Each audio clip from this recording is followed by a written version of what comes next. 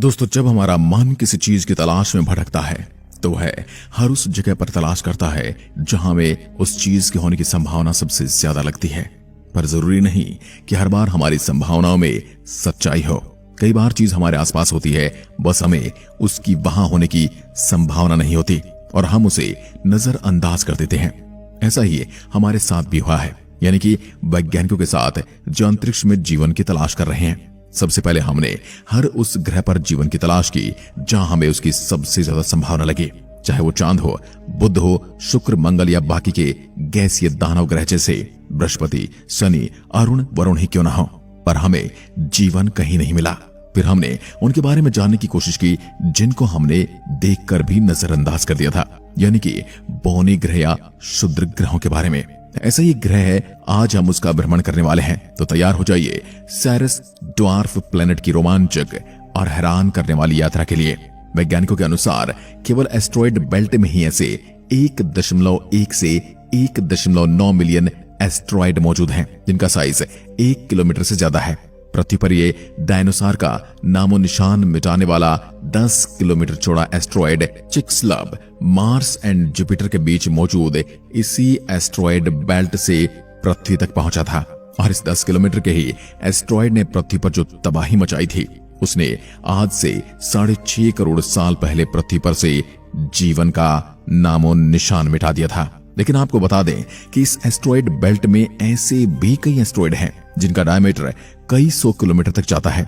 और इस बेल्ट के सबसे बड़े ऑब्जेक्ट का डायमीटर करीब 940 किलोमीटर है। और यही हमारा सेरेस एस्ट्रॉयड है, जिसे साइज एंड मास को देखते हुए साइंटिस्ट ने इसे 2006 में ड्वार्फ प्लैनेट की लिस्ट में शामिल कर लिया। सेरेस का साइज एस्ट्रॉयड बेल्ट के सभी एस्ट्रॉयड से ज्यादा है। लेकिन इसमें एक खास बात है, क्योंकि जेट प्रोपल्शन लेबोरेटरी जेपीएल के सीनियर साइंटिस्ट कार्ल रायमंड और उनकी टीम ने एक रिसर्च के दौरान ऐसे कई प्रूफ ढूंढे जो इंडिकेट कर रहे थे कि इसकी सरफेस के नीचे लिक्विड वाटर मौजूद है। जिसके बाद एक लंबी रिसर्च के बाद 2020 में नासा ने इस बात को कंफर्म कर दिया कि सेरेस एक वाटर रिच बॉडी है। इसके बाद तो सेरेस वैज्ञानिकों और साइंस लवर्स के बीच में और भी ज्यादा इंटरेस्टिंग कॉस्मिक बॉडी बन गया।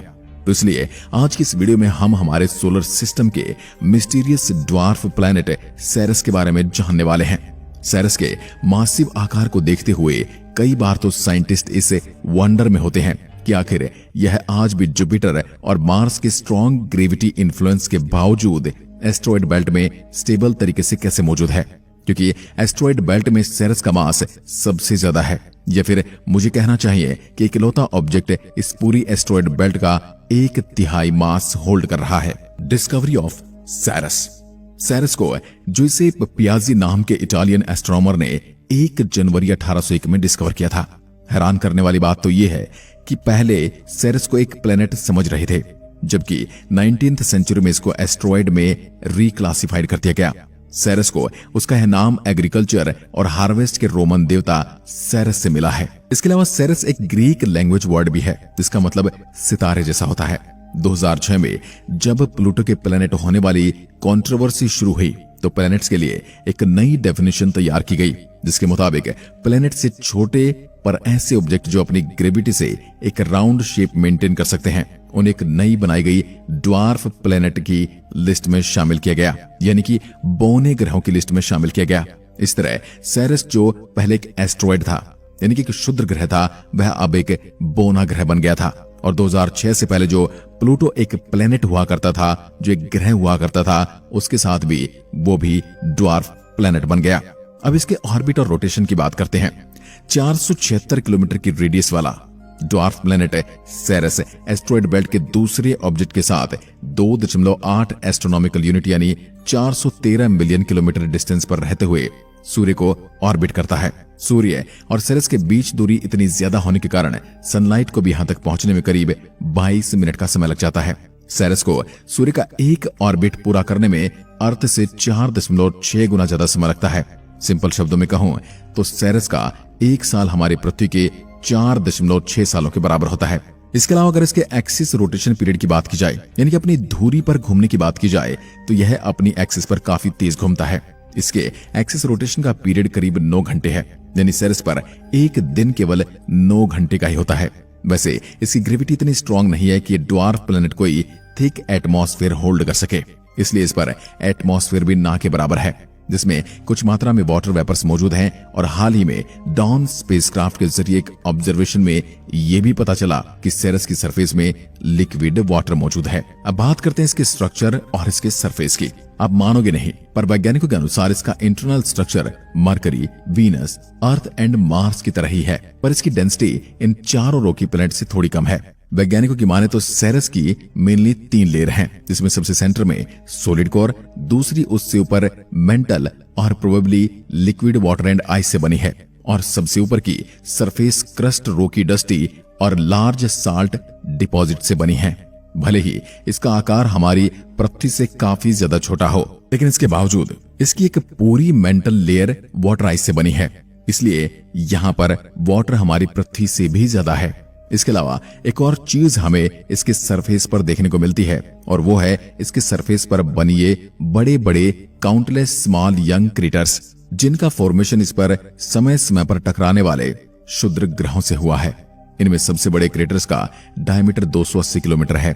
इसके अलावा साइंटिस्ट ने यह भी ऑब्जर्व किया है कि समय के साथ साथ इसके कई क्रेटर्स अपने आकार को खोते जा रहे हैं, तो मानो वो अपने आप इसकी सरफेस से डिसअपियर हो रहे हैं। वैसे ये कोई नई बात नहीं है, क्योंकि जिन प्लेनेट पर टेक्टोनिक प्लेनेट्स मूवमेंट ऑब्जर्व की जाती है, वहां पर इस तरह समय के साथ क्रेटर्स और मार्क्स डिसअपियर हो जाते हैं। यानी सेरस पर इस तरह के क्रेटर्स का धीरे धीरे डिसअपियर होना इस बात की ओर इशारा करता है कि वहां पर टेक्टोनिक एक्टिविटीज हैं, भले यह प्रोसेस अर्थ के कंपैरिजन में काफी स्लो है। अब बात करते हैं इसके फिजिकल कैरेक्टरिस्टिक की।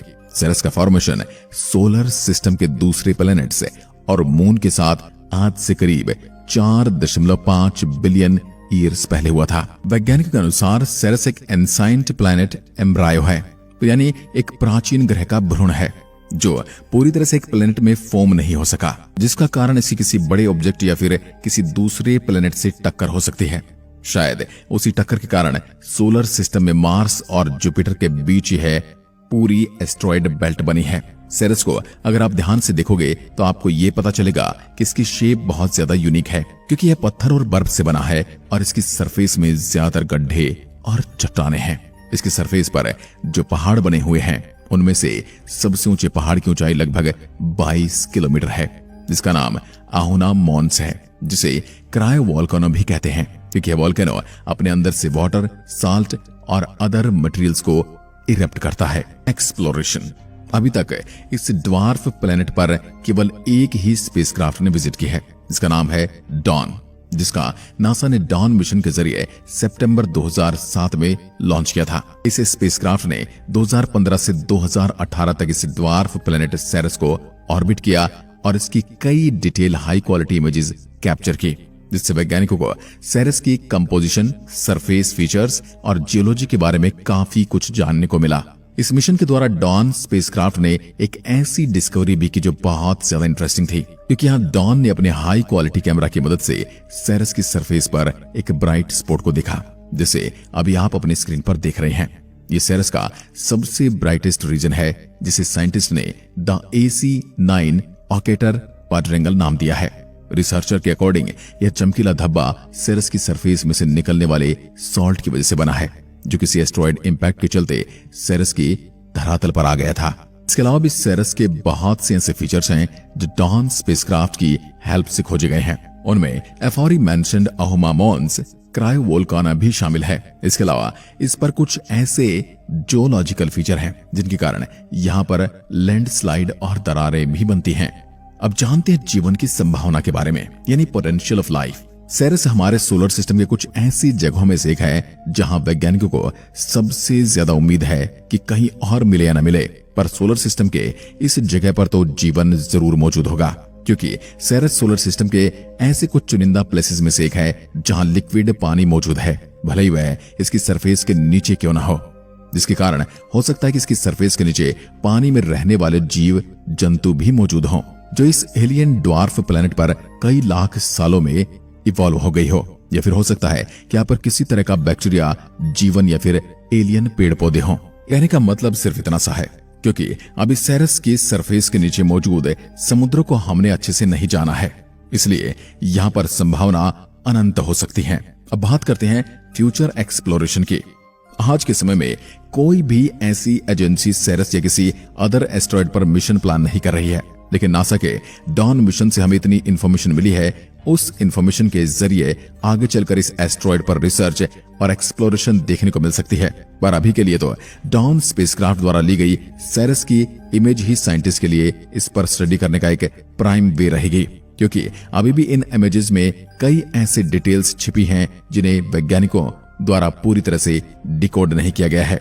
सेरेस हमारे इनर सोलर सिस्टम का एक फैसिनेटिंग वर्ल्ड है, जो हमें इस सोलर सिस्टम की अर्ली हिस्ट्री को समझने में काफी ज्यादा सहायता कर सकता है। खासकर इसके सरफेस के कई किलोमीटर नीचे के हिडन ओशियंस वैज्ञानिकों के लिए सोलर सिस्टम में जीवन को तलाशने और एक्सप्लोर करने के लिए प्राइमरी टारगेट बने रहेंगे। इसलिए सेरेस के एक्सप्लोरेशन से वैज्ञानिकों को फ्यूचर स्टडी और रिसर्च के लिए बहुत ज्यादा मदद मिलने वाली है। तो दोस्तों, मैं उम्मीद करता हूं कि आपने आज के इस वीडियो से जरूर कुछ नया सीखा होगा। ऐसी वीडियोस के लिए हमारे चैनल को सब्सक्राइब जरूर करें। धन्यवाद। जय हिंद, जय भारत।